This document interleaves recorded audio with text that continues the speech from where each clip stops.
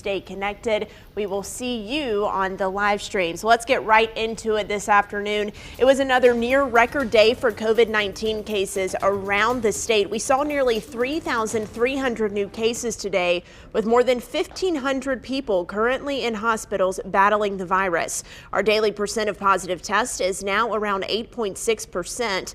Just about an hour ago, Governor Roy Cooper and the Coronavirus Task Force introduced a new county alert system. The system shows counties around the state that are experiencing big increases in COVID-19 cases. The map uses three colors, red, orange, and yellow, and uses the same key metrics that the state uses to give us those COVID-19 updates. Simply put, this new county alert system shows our state's viral hotspots. But let me be clear, the entire state is experiencing widespread transmission. So we know the numbers are increasing, of course. We've been hearing this before today, over the last week or so. Thousands of new cases daily, at least across the state. But how are we doing locally, and is there anything we can do to help? Are we truly faring pretty well through all of this? I spoke with Greensboro Mayor Nancy Vaughan about COVID, the holidays, and also healthcare in the Triad. So, Mayor, it's an understatement to say that these are unprecedented times. I mean, with COVID and the holidays coming up, what's the scoop with this? Because obviously people are concerned about gathering together. They are, and rightfully so. And I have been speaking with the health professionals over at Cone, and they really hope that people limit their exposure to large groups. You know, if you're with your families, that's one thing. And this is a discussion that I'm having with my own family. You know, how many is too many? And, you know, do we do some of it virtually or hope that it's going to be a nice day and we can meet at somebody's backyard and have dessert? It's a really hard discussion to have right now, because this is a time we love to be around our family and friends, except the positivity rate of the tests are going up and you never know who's going to be affected, and you don't want to infect your whole family. From a city standpoint, how does this completely throw a wrench in the works with daily operations of a city when obviously you guys, you can't have as many meetings in person, you just can't do it? Well, we've had a lot of our public meetings via Zoom, and you know, the outside operations really haven't slowed down. Obviously, police and fire and field ops, you know, the big things, they continue to get done. We have a lot of people working from home, just like many other companies do. I am not in my office as much. I work from home a lot because I am in that, you know, that group that has pre-existing conditions. So I need to be a little extra careful, but I also want to be available to people, whether it's by Zoom or by telephone. How do you think, from a healthcare standpoint, how are we holding up in the Triad as far as available beds and that type of thing? Do you think we see a peak in sight? I know, speaking to the people at Cone, that they're concerned about a peak in the coming weeks. And you know, one thing that people really need to recognize is that we are fortunate that we have a field hospital. You know, many places were, you know, scrambling for where they could put people, and, you know, would the federal government build a field hospital? But with Women's Hospital going offline so recently, and Cone Health stepping up and re-outfitting that hospital to take patients, we really have our own local field hospital. But that doesn't mean we should sit back and be comfortable about it, because those numbers are rising, and eventually that hospital could get full. Thank you for your time today, Mayor. Really appreciate it. Best of luck to you and your family as we head into the holidays. You know, one of the things that she emphasized was that we're all kind of, you know, we're going through this together. It doesn't matter whether you're the mayor or whoever, everybody has to deal with this. And she said small businesses are probably their greatest concern, and especially those businesses that are directly affected, like restaurants and bars and movie theaters. She said we owe it to them to do the mask thing, do the 3 W's, and just do what we really are responsible citizens would do to help out our small businesses, because they're the backbone of the Triad. Right, and consider shopping local this holiday season. You know, Eric, in that interview, you focused a lot on the holidays. I don't think any of us, very few people overall, thought that we would be in this position heading into mid-November, heading into the holiday season. For myself, I thought this was going to last until about April, maybe June. and we'd be done with it. But it's still here, and we do have a part to play in this, and we do have the common courtesy to the requirement for that to put a mask on and to respect people and respect their wishes at this time. So fingers crossed that we can get it under control again. Yeah, and I mean, the good news is we have a hospital here that's dedicated to COVID-19 cases. Should we get to the point where we need to start transferring people there, I hope that is not the case, but it should be reassuring nonetheless. All right, across the country, COVID-19 cases are surging in the Triad. We wouldn't classify that as a surge right now, but over in Chicago, grocery store shelves were emptied of essentials like toilet paper and cleaning supplies on Monday after the city's stay-at-home advisory went into effect. California announced they are halting most indoor activities in 41 of the state's 58 counties. In Iowa, the governor announced a new mask mandate in nearly all indoor spaces and a ban on indoor gatherings of more than 15 people. As ICUs fill up, healthcare workers are feeling the strain. They deny it, their family members deny it. Well, we have these patients who literally are on life support. We're working super hard to get them better, finally helping them to wake up, and then the first thing they're trying to communicate is that it's all a hoax. Well, Quest Diagnostics says the average turnaround time for a COVID-19 test has increased by about 2 days because they are seeing such a demand for tests right now. Orders for their COVID-19 test have risen by about 50% compared to the end of September. Quest Diagnostics also said that if cases and demand for tests continues to rise, the average wait time could increase even more. Well, this was big news today. Pfizer has selected 4 states to launch their new pilot delivery program, and that's for their potential vaccine. Everybody wants to know about this. New Mexico, Rhode Island, Tennessee, and Texas were reportedly picked due to their size, population diversity, immunization infrastructure, and the need to reach people in both rural and urban settings. Now, this doesn't mean they'll receive the vaccine before other states. Pfizer is hoping the pilot program will serve as a model for other states and countries to deliver vaccines to everyone. Let's take a look at some other headlines with your 4 to 5 roundup this afternoon. 1 million kids in the United States have been diagnosed with COVID-19, according to a report by the American Academy of Pediatrics. They came up with that number by looking at state health department data across the country. Last week alone, nearly 112,000 new cases were reported in children, which is substantially larger than any previous week during the pandemic. 2 members of President-elect Joe Biden's COVID-19 advisory board are pushing back against the idea of a nationwide lockdown to stem the upsurge in coronavirus infections. 2 doctors downplay the need for the government to impose broad limits on business and social gatherings. Instead, they say local responses are more beneficial, especially in places with high rates of the disease. The NCAA is changing up March Madness, keeping all teams in the same geographical area this year. Right now, they're talking to Indiana and Indianapolis to host the tournament. The city was already slated to host the Final Four. Typically, the first few rounds are played in different venues throughout the country, including right here in Greensboro. But the NCAA says it would be hard to execute that during the pandemic. And Olympic athletes and fans heading to Tokyo next year are likely to face some new requirements, including being vaccinated for COVID-19.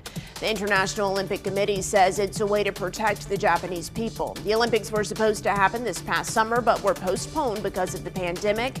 The Games are now set to open on July 23rd, 2021. Well, otherwise across the Triad, the big story today is the wind, and it has been a windy one for sure. Take us really in the 30s, a 32 mile per hour gust over at PTI earlier, but generally 25 to 35 miles per hour has kind of been the story today. It's also windy in the mountains, and this is a look at Beach Mountain where, yes, they have started making snow. It is getting ready to open the ski season. We don't have that cool air here. It is chilly here in the 50s, but not quite as cold as it is in the mountains. Zooming out on a wider view, still warm to our south, but all of this cooler air to the north is starting to move in, and that's moving in with that strong breeze and that strong wind that we've had today. High pressure taking control of our weather. There's been a dry cold front crossing the Piedmont today. You haven't really noticed it because, well, there hasn't been any rain. There really hasn't been any clouds with it, but you will start to feel it tonight as those temperatures drop down to around 30 degrees, and that cold air will take control heading into your Wednesday and at least through Thursday before our temperatures start to moderate a little bit. Overnight, it will be clear and it will be cold. Temperatures below freezing tonight, I think right around 30 degrees. Some of those outlying areas, of course, could see the upper 20s tonight, and that will make for a hard freeze overnight. First one that we've seen so far this season. Your Wednesday, it's a chilly day of weather. Not going to have to worry about the wind, but temperatures hanging out in the 40s. I don't even think we'll get to 50 degrees tomorrow. Like I said, though, if you don't like the cooler weather, we're going to get warmer by the weekend. I'll show you that 7-day forecast and something big that's been happening in the tropics. We'll take a look at that. Your 4 to 5. We'll be right back.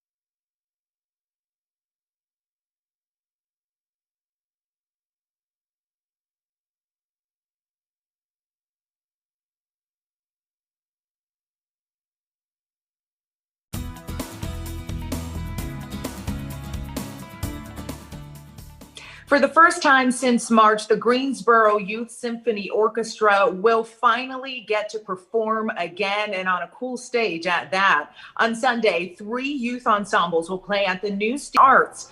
However, no one is allowed in the audience, so the numbers will be live streamed on the Youth Orchestra's YouTube page, and the 6 p.m. performance will be simulcast at LeBauer Park. Even better, it's free to attend. One of the things that we're both excited and nervous for is that this is in some ways a very new way of performing. Like usually you perform and there's an audience there that you feed off of and vice versa. So it's going to be really exciting and also interesting to see how the students react to essentially playing for a vacuum. The kids have had to overcome multiple challenges, from limited rehearsal time to adjusting to a new acoustic to outside noise and weather. The orchestra's education director says it was hard finding a large enough space to practice outdoors in person. Opposed to, let's say, a marching band, orchestras are not usually outside, and the instruments don't do well if they're in the sun or exposed to elements. So it's challenging to find places that are either outdoors and shaded or like indoors in a gymnasium style space where it's very large but it's adequately heated or cooled. All musicians are masked, and those who play wind instruments wear a special mask that allows them to put the instrument in their mouth and play. And then the bottom part of their instrument has a special covering to reduce the number of aerosols that go into the air.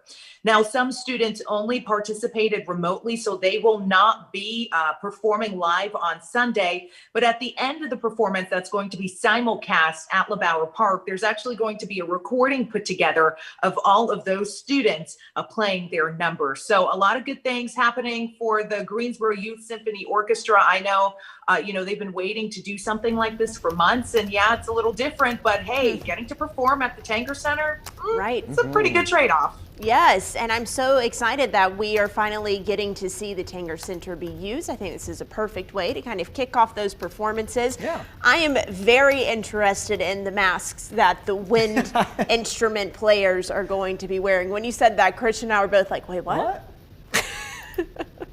Yeah, it goes over the instrument and it kind of creates a seal so that the only air going out is actually at the bottom. Interesting. I played trumpet when I was in high school, and I'm just wondering how this would work and how it might affect the way that the player performs, might affect the sound of the instrument. I'm just wondering. Chilton. First thing I thought of, I just could imagine this mask with a little hole. Yes. And can we get those to drink through straws with? I wonder. I may need to reach out to my friends at the orchestra and see what we can do. I don't know if that's safe or not. I'm just, spitballing ideas here at this point. We're just wondering. I'm not a doctor. Now you're thinking, well, you could do it in your house. Amateur. You're wondering how they can get the correct hold on the instrument. I played the saxophone, so I get it. That's going to be tough. Chilton's talking, but I will see his mouth moving. It's really throwing me How off. does he do that? Is he a ventriloquist at this point? Chilton, we'll figure that out in the break. We'll be right back. Chat with us on Facebook, YouTube, and Twitter. Chilton being Chilton.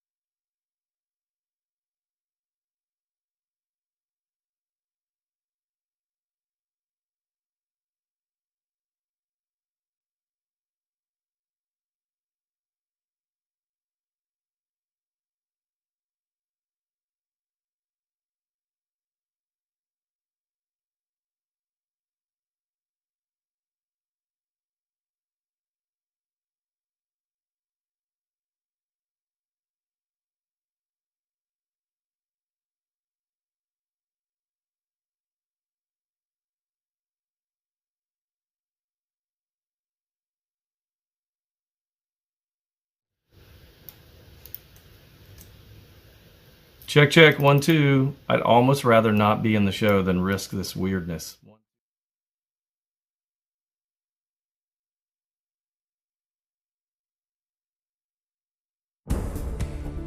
Well, weather-wise, taking a look across the triad, of course, the big story today has been the wind, and it has No doubt, been a windy day of weather. Wind gusting 32 miles per hour in Greensboro, and then really all across the board, 25 to 35 miles per hour has been the story. Take a look. It's windy and it's cold on Beach Mountain. In fact, cold enough that they have been actually making snow today in preparation for the ski season. We have chilly air in place here. We're in the 50s. There's still some warm air down to our south, but all of this cooler air to our north, that's what's moving in with those strong winds that we've had today. So tonight, high pressure taking control of our weather, and with that high pressure being centered right over us, the winds will start to relax a little bit heading into your Wednesday. So tonight we'll be right around freezing, if not below it, and then even colder than that heading into your Thursday morning. So tonight, plan on clear and cold conditions with the hard freeze as we drop below freezing tonight and struggling to get out of the 40s for your Wednesday, but we won't have to worry about the wind so much. Also wanted to mention this. We have what is now Tropical Storm Iota. It just made landfall earlier today around Nicaragua and Honduras. Generally, pretty much the same track that Eta took just 2 weeks ago. So these folks have been hit hard with hurricanes in the last 2 weeks. So our thoughts and prayers, of course, out to them as well. Your 7-day forecast, well, we keep the dry weather and the sunshine around for several days. Chilly the next 2 days, but we get back to the 60s heading into Friday and into the weekend. So after hearing that, you may be thinking about this, what the winter weather holds this year. Many people use old wives' tales to predict the season's outlook, from persimmons to woolly worms and everything in between. So I ask you what you relied on to predict this season's weather. Let's take a look at what you had to say on my Facebook page today. We'll start with Dell Davis, who said cows lying down means it's going to rain. Interesting. Never heard that one. Debbie Watson says she just found a Mr. Woolly Worm, so we'll see. And we actually have a picture of her woolly worm there, and I'm going to need to confirm this with my weather guys, but I'm pretty sure that means black on the end, brown in the middle, black on the end means we start off pretty bad, and then it gets mild, and then we end bad in the winter. Two-tone woolly worm, 2-part winter. Okay. Thank you, Christian. There is no scientific evidence to that at all. Oh, you're a party pooper. Come on. I'm the science guy. I have to say that. Fair. Moving on. Stephanie says she counts the morning's fog in August, and that one goes, how many times there's fog in the morning in August is how many days of snow we'll have in the winter. Bobby Odom says he goes by the Farmer's Almanac but doesn't buy into the old wives' tales about the weather. And this one is for you, Christian and Eric, and everyone else on our weather team. I just wait until WFMY forecasts the weather. My man. It's probably the smartest thing to do, honestly. But it is fun to check the persimmon seeds and the woolly worms and just see what happens. I mean, if nothing else, that's just the fun part of it, you know, just to go ahead and see if any of those things come true. I interviewed a guy with the Farmer's Almanac once, the editor, and I kind of put him on the spot and I said, come on, you guys predict like a year out. And then he just looked around, he goes, you take it for what it's worth, with a big smile. Yeah, I never grew up really hearing any wives' tales or anything when it has to do with winter weather. So all of these were so new to me.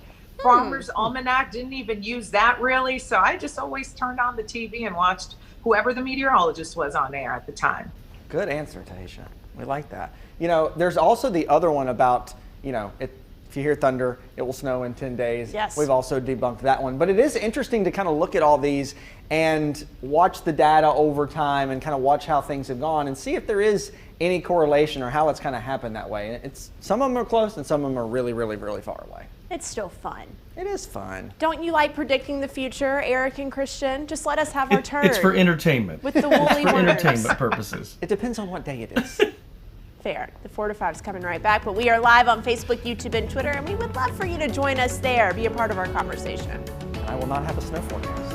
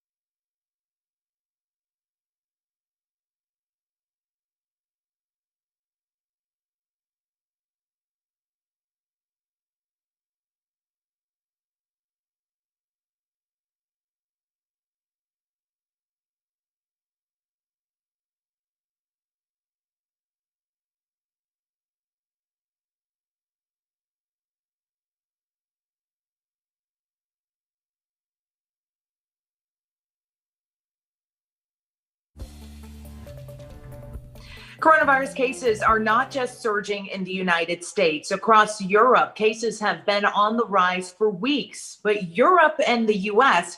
are using different tactics to battle the pandemic. So which one's better? Let's connect the dots. After a horrific spring in Europe, most of the region instituted a strict shutdown. The area was rewarded with a relatively peaceful summer. Cases fell, shops reopened, and tourists traveled. But starting in the fall, cases shot up again. In response, some countries are trying a more strategic approach when it comes to shutdowns, mainly closing bars and restaurants and leaving schools open. Meanwhile, in the United States, we've taken a different approach. The country saw cases start to taper off after a summer surge, but never really fell as drastically as many hoped. Now, coronavirus is making a comeback. Rules vary from state to state, but for the most part, restaurants and bars remain open while many students remain virtual. So which approach is better? For people who study how coronavirus is spreading, the answer is Europe.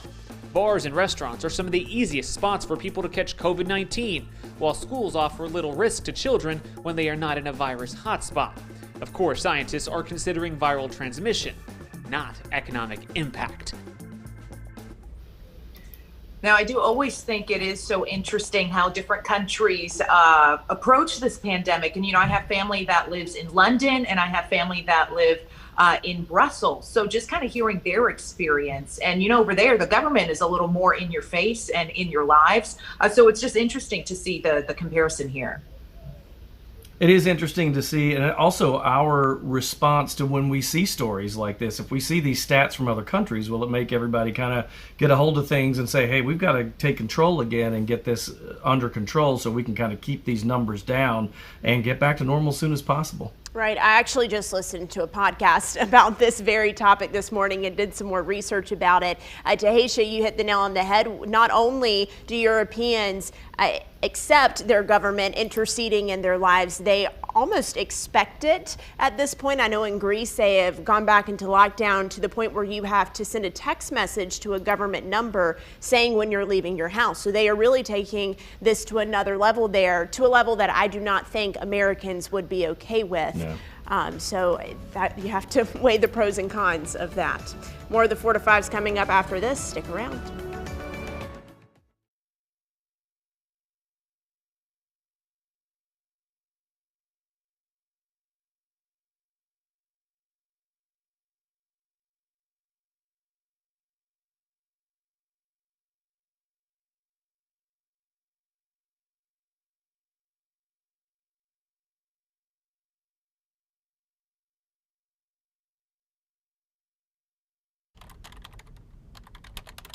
Hey, ice cold milk and an Oreo cookie, they forever go together.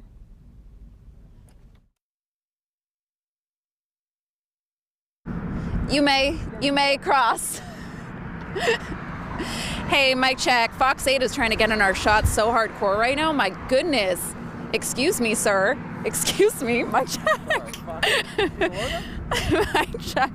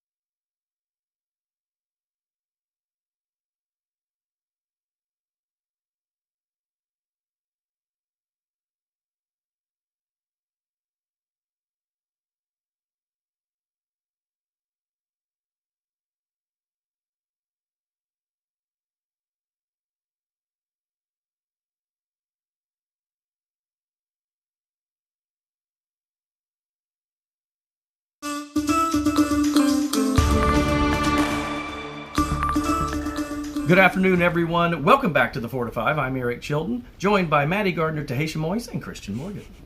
Yes, we are here to inform you, connect you with us and with the world around us. So join our conversation by using our hashtag 4 to 5. It is right here in the middle of the screen. You can also find us on Facebook, YouTube, and Twitter. We're going to start off by getting you caught up on the very latest out of Winston-Salem ahead of the Winston-Salem Forsyth County Schools Board of Education meeting in 2 hours because parents are outside right now rallying, hoping for more face-to-face learning. That's where we find WFMY News 2's Jess Winters joining us live with the details.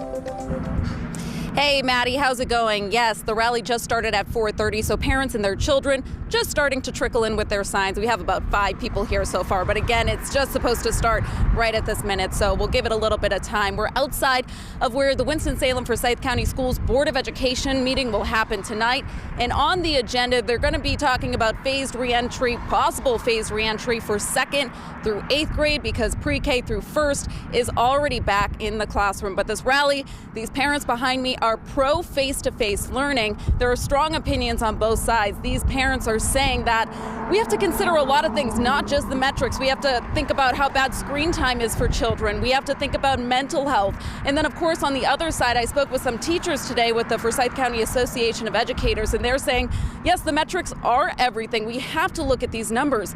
If you look at the positivity rate in Forsyth County right now, according to the Department of Public Health, we're at 8.6%, and that is in the highest risk zone. So like I said, this is a very divided issue, people on both sides, but rallying outside today are those folks who are pro face-to-face learning. The Board of Education meeting starts at 6:30. Coming up at 5 and 6, I'll show you a video that has these parents you see behind me a little fired up. All right, Jess, thank you. Let's take a look at some more headlines with your 4 to 5 roundup. We'll start with this. Amazon getting into the pharmacy business. Today, the e-commerce giant kicked off their online pharmacy, allowing people to buy inhalers, insulin, and prescription drugs. Shoppers will have to set up a profile on its site and have doctors send their prescriptions to Amazon. The company says it will not ship medications that can be abused. Hurricane Iota came ashore in Nicaragua as a Category 4 storm, the same coast devastated by Hurricane Eta just 13 days ago. Iota was a Category 5 hurricane during the day on Monday, but weakened slightly before making landfall. Still, it had maximum sustained winds of 155 miles per hour. Well, you might have heard about this. Walmart giving away a free Thanksgiving dinner to everyone in an effort to feed 1 million families this year. Let's break it down for you. They partnered with Ibotta and several other companies to offer 100% cash back on offers for a turkey, gravy, and stuffing. So you do have to have the Ibotta app and buy the items first, but then you'll get cash back for the entire purchase, which we're told is about $20 worth of things. 2 social media leaders are testifying in front of Congress today. Facebook's CEO, Mark Zuckerberg, and Twitter's CEO, Jack Dorsey, are being questioned by the Senate Judiciary Committee about how their companies handled the 2020 presidential election. Both men promised lawmakers last month that they would aggressively guard their platforms from being manipulated by foreign governments or used to incite violence. President-elect Joe Biden announced new members of his White House team. They include campaign manager Jen O'Malley Dillon, who now will become deputy chief of staff, and Louisiana Congressman Cedric Richmond will be a senior advisor to the president. But the Trump administration's refusal to recognize the president-elect's win means potential staffers aren't getting needed security clearances. President-elect Biden also said the delayed transition is hurting efforts to fight the coronavirus pandemic. More people may die if we don't coordinate. How do we get over 300 million Americans vaccinated? What's the game plan? It's a huge, huge, huge undertaking. If we have to wait until January 20th to start that planning, it puts us behind over a month, month and a half. President-elect Biden is still not receiving the presidential daily intelligence briefings. Today, he's bringing in advisors from outside the government to brief him on national security issues. Well, since Election Day, the number of lawsuits filed by the Trump campaign and Republican voters in an effort to stop the certification of election results, that has continued to go on the rise. The legal battles are focused on a handful of key battleground states where, in all but one, President Trump lost. While most of the legal fights are still ongoing, 4 different cases in Pennsylvania, Wisconsin, Michigan, and Georgia were all voluntarily dropped yesterday by the plaintiffs. The majority of cases have been filed in Pennsylvania, by the way. About half of them have been settled, with a few cases still waiting to be heard by a judge. And the final votes in Wisconsin were submitted this morning, starting the clock for President Trump to file for an official recount there. But it will not be cheap. Listen to these numbers. President Trump has until 5 o'clock tomorrow to submit the estimated $7.9 million for a statewide recount. Trump could also file for a recount only in select counties. That would reduce the cost and allow him to target areas where votes were predominantly for Biden. Well, we got beautiful sunshine all across the Piedmont this afternoon. Taking a look at our weather camera networks, you see that, but don't let that sunshine fool you. It is a chilly afternoon of weather, really, not only because we have cool air in place, but also because of the winds, still gusting 25 to 35 miles per hour. That will continue as we head through the rest of your evening as well. Temperature-wise, not too bad. We're in the 50s, of course, feeling cooler than that with the wind. Some warm air to our south, but we're really focused on this colder air to our north that is moving in. That's why we have such windy conditions today. It's bringing in all of that cooler air. At the same time, high pressure is building in to take control of our weather. So as it centers right overhead tomorrow, the winds will also start to relax a bit as well. That'll make us drop down to even cooler temperatures tonight, below freezing, and then another night below freezing, maybe even some upper 20s by tomorrow night. But the dry weather, the sunny weather, it continues for the rest of the week. So clear and cold tonight, you can plan on that, I guarantee it. Near 30 degrees for the overnight low. It's our first night below freezing of the season so far. Still going to be chilly for your Wednesday. Not quite as windy, but take a look at those temperatures. Struggling to get out of the 40s tomorrow afternoon. But if you like it a little bit warmer, a little more seasonable, we'll be back to the 60s by the time we get to the weekend. And I'll show you that 7-day forecast coming up. As more promising news of a coronavirus vaccine continues to come out, we know that the race to end COVID-19 is still a ways away. But one North Carolina resident is doing her part to fight the pandemic by being a part of a vaccine trial. The parent of 3 said when the pandemic began, she immediately looked ways she should help with research, saying she wanted to be on the right side of history. If you are worried about your own life ahead of the lives of humanity, then that's just selfish, so that we can save as many lives as possible. And I wanted to be a part of that for history. In the latest announcement from Moderna, there were no significant safety concerns reported with the vaccine.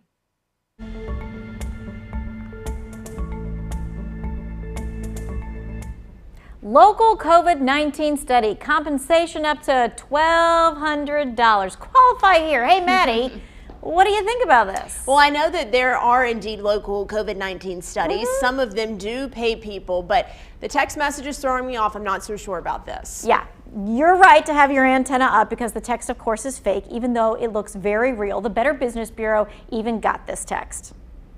This scam works by you receiving a message either by email, text, or social media, and it says you've qualified to be part of a clinical trial for COVID-19. And all you have to do is click this link and you'll get upwards of $1,000 for participating. We actually had one BBB staffer who got one of these text messages that said she could earn $1,200. All right, so the question now is, what if? What if it's real and you're missing out on money? We have a way for you to look up the clinical trials in your area to double check or to simply sign up. That's all coming up at 6 o'clock.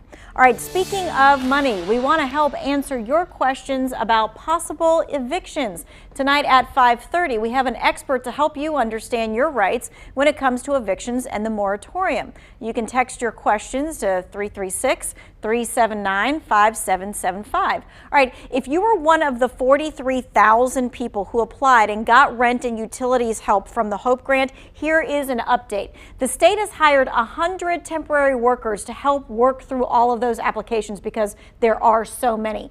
If you applied, you need to expect a letter in the mail to show your landlord or your utility operator that you have been approved for these funds, they are coming, and that you don't need a disconnection or an eviction.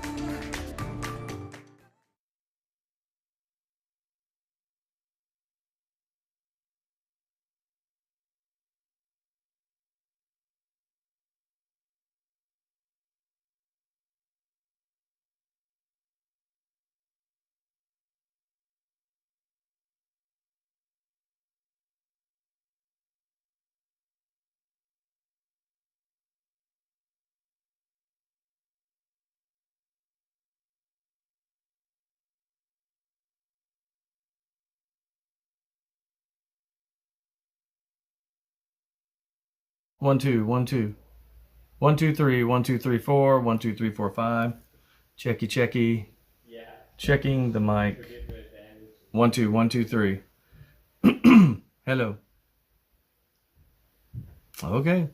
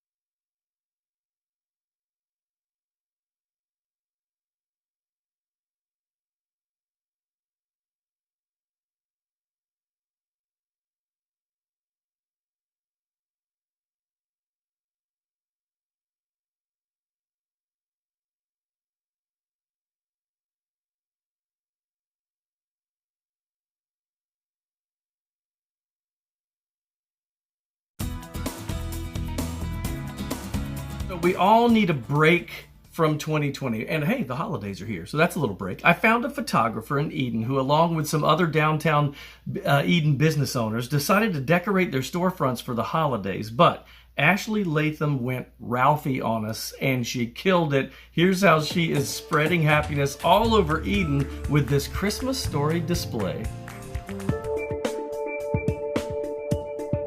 Well, Ashley, first of all, I'm a gigantic fan of the movie. So when I heard about this, I said, I have to take a look. And you have pretty much made this thing look just like the movie said. How much work went into this? It was a little bit of a prep work and on the back end for shopping and checking out the sets and all that to figure out what items we needed. And then it was a full day on Sunday, actually start to finish, to get our display switched over, up, and everything decorated.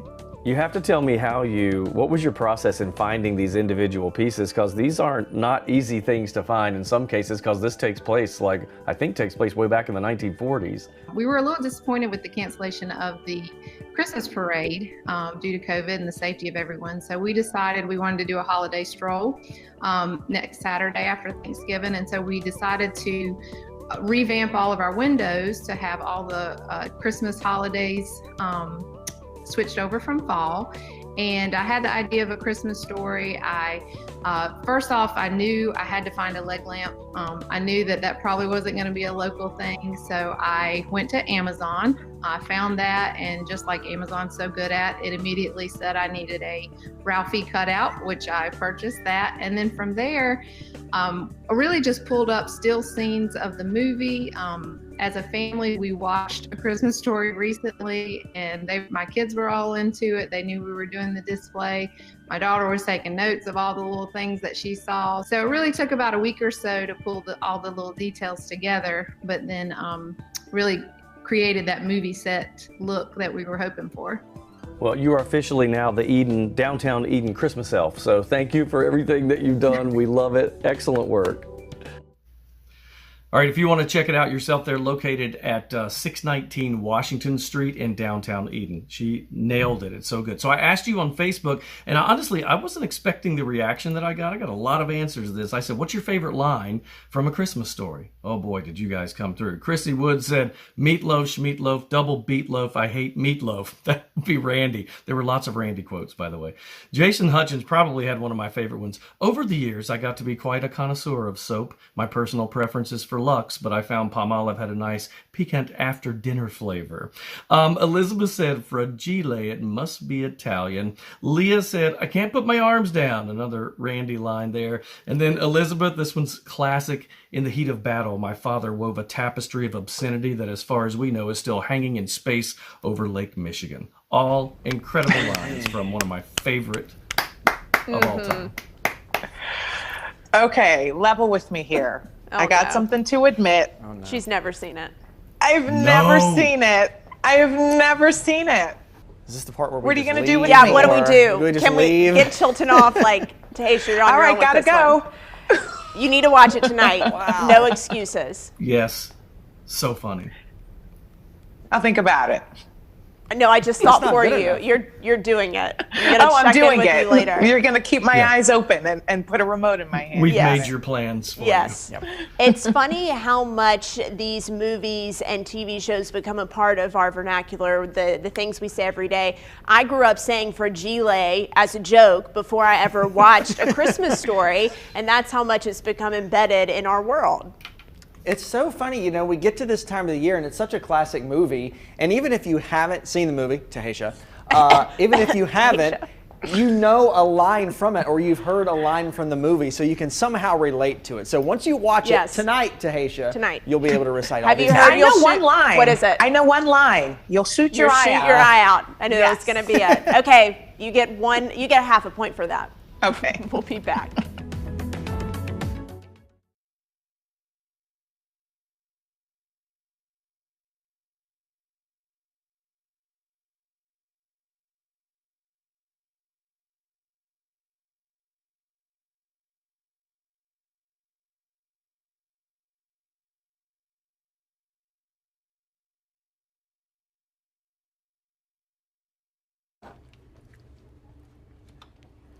Hi, mic check. 1, 2, 3. 1, 2, 3, 4, 5, 6, 7, 8, 9, 10. Am I alive? I'm alive.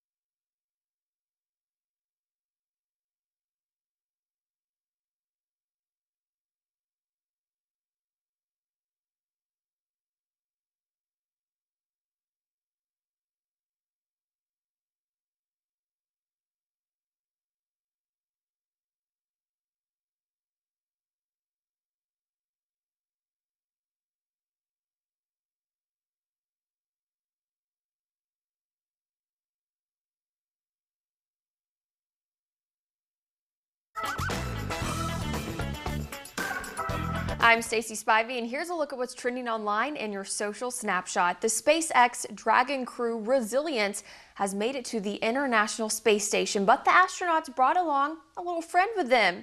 They brought Baby Yoda, the stuffed toy who became a hit on the Disney Plus show The Mandalorian. With them on the 27-hour trip to space, oftentimes astronauts use things like this to show off zero gravity on board the ISS. So we wanted to know, if you were headed to space, what would you bring? And some people answered on our Facebook page. Lucy says she's bringing a Slinky. That'd be pretty cool to see how it would look with gravity or without gravity. Tanya writes she'd bring her Bible. Jay had a great idea, a jar to collect things in. Sharon joked, crackers and wine because the moon is made of cheese. And lastly, Kim shared a camera because no one would believe that we were actually there. But I think Ed Matthews had the best answer of all. He said his favorite candy, peanut butter M&Ms, because they would just kind of float around everywhere in space and then you'd have to use your mouth to catch them. If you want a good laugh, you can go see that video on the News 2 Facebook page. That's a look at your social snapshot. I miss Ed Matthews. He does love the peanut butter M&Ms. In fact, before COVID, I used to keep a communal candy jar on my desk, and it would often be filled with M&Ms. And Ed Matthews was one of very few people who actually brought candy to refill it. Shout out Julie Luck, you were the other one. Yeah, no, not me. I would eat them and just look at them and then take some more. Thanks, Maddie. Appreciate you. That's what they were there for. But you already know what I would bring with me to space. It starts with the N and ends with the A. Nutella. Exactly. Yes. And you know what? I actually found an article where some NASA astronauts said that's one of the best things you can bring because it has a stable shelf life of a long time. Interesting. I don't know what I would use to test zero gravity, but I think as someone who works in television news, maybe like one of those stick mics would work with the News 2 logo on it. That'd be a cool thing. I like that. Hey, if you eat the candy, you have to replenish the supply. Well, coming up on WFMY News 2 at 5 o'clock, empty shelves again. Some stores are putting limits on what you can buy, while others never remove the limit. So who is tightening restrictions? That's coming up on WFMY News 2 at 5. And let's take another quick look at your forecast. Temperature-wise, pretty cool across the Triad today. Most of us sitting in the mid-50s right now, and it's really not the temperatures. It's the wind that's been the story today, gusting 25 to 35 miles per hour, and even so still doing that as we speak tonight. Dropping down to below freezing tonight. It'll be our first night below freezing for the season so far, right around 30 degrees. And we won't get out of the 40s for your Wednesday, although we won't have to worry with the wind. Something cool you can see. Just put on a jacket. Be patient tonight. The Leonid meteor shower peaks tomorrow morning, so if you're a night owl or an early bird, just look to the darkest part in your sky and you should be able to see a few meteors, something cool to see. Dry weather sticking around, cool for the next couple days, warmer by the weekend.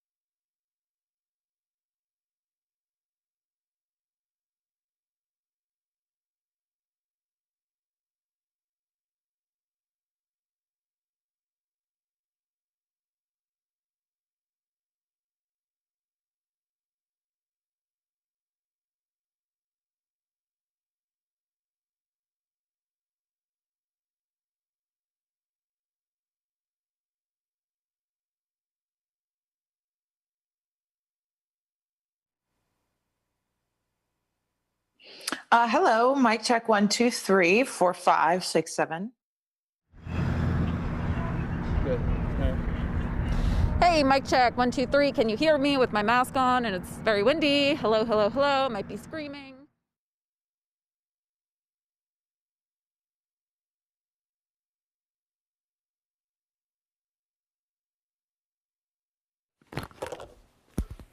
Hi there, I am securing this because Christian and I share this microphone now. Now it's secure, now I'm doing a mic check, 1, 2, 3. Hi, Alabama, Alaska, Arizona, Arkansas, California, Colorado, Connecticut. Callie, Callie, Callie, Callie, Callie. My mic is not up all the way. Hello. Hi.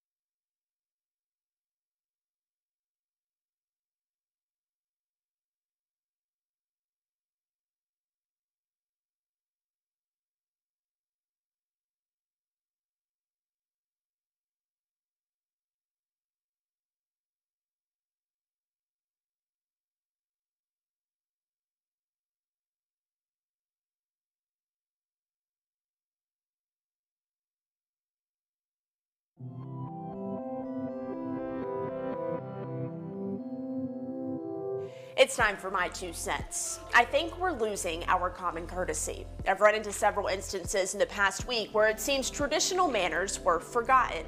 Just this morning, I held the door open for 2 different people at the coffee shop. I even kept my distance with my mask on and made sure the glass door between us was acting as a barrier to make them feel comfortable. And they just charged out. No thank you, no eye contact. It was odd. I don't expect everyone to adhere to the same social contract that I was raised on, but rarely does it happen where 2 people don't show appreciation for this common courtesy. It goes beyond please and thank you, though. Since when did we stop respecting a difference in opinion? I'm not saying you need to talk politics at the Thanksgiving dinner table, but the world is full of people who think differently, believe different things, and have different backgrounds. And even when we don't agree or even understand their viewpoints, as decent humans, we need to make sure respect and manners are part of our conversations or social exchanges with them. And before I go, I just want to remind you that people really appreciate when you do the bare minimum, letting them speak, saying their names correctly, treating them like they are human, and just being polite. That's my 2 cents. That's your 4 to 5. WFMY News 2 at 5 starts now.